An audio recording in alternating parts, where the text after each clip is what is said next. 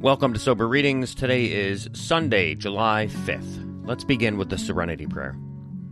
God, grant us the serenity to accept the things we cannot change, courage to change the things we can, and the wisdom to know the difference. Today's reading from Daily Reflections, A New Direction. Our human resources, as marshaled by the will, were not sufficient. They failed utterly.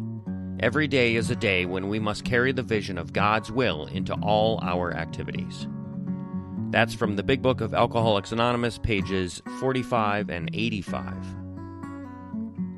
I hear talk of the weak-willed alcoholic, but I am one of the strongest-willed people on earth. I now know that my incredible strength of will is not enough to save my life. My problem is not one of weakness, but rather of direction. When I, without falsely diminishing myself, accept my honest limitations and turn to God's guidance, my worst faults become my greatest assets. My strong will, rightly directed, keeps me working until the promises of the program become my daily reality. Today's reading from 24 Hours. July 5 AA Thought for the Day. Until we came into AA, most of us had tried desperately to stop drinking.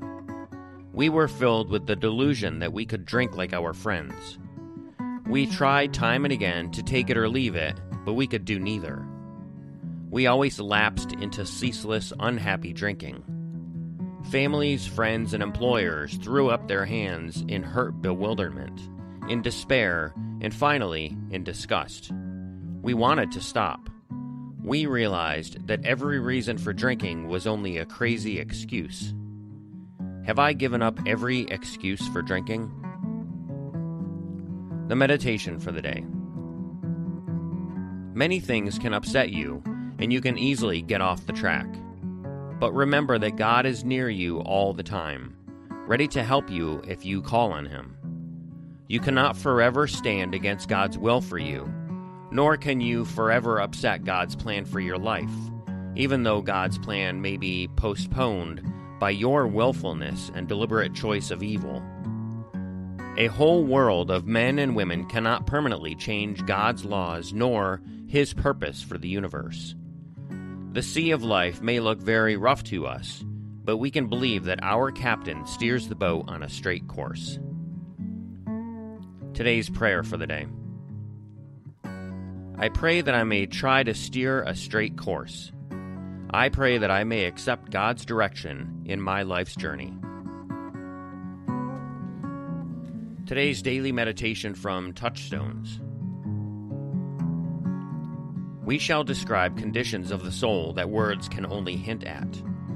We shall have to use logic to try to corner perspectives that laugh at our attempt. That's a quote from Huston Smith. As we live the spiritual life, we find that words and logic are only capable of pointing in the direction of some truths. Words do not contain the entire truth our experience may be teaching us. This is like the difference between hearing about fishing versus actually being on the water, smelling the misty air, and feeling the fish tug on our line. Spiritual development is a form of education. We are developing the part of us that learns by experience, that has a feeling without exactly knowing why, that understands stories better than statistics.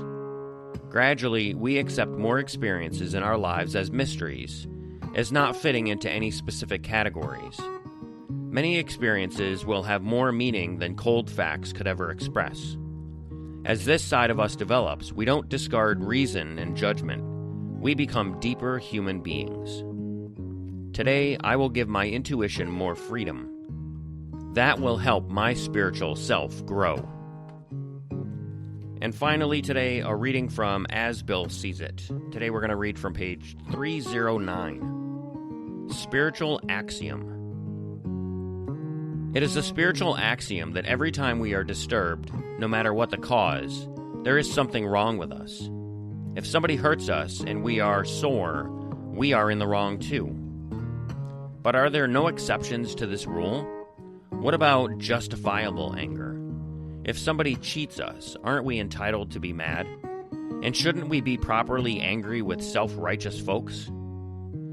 For us of AA, these adventures in anger are sometimes very dangerous. We have found that even justified anger ought to be left to those better qualified to handle it. And that's from the 12 and 12, page 90.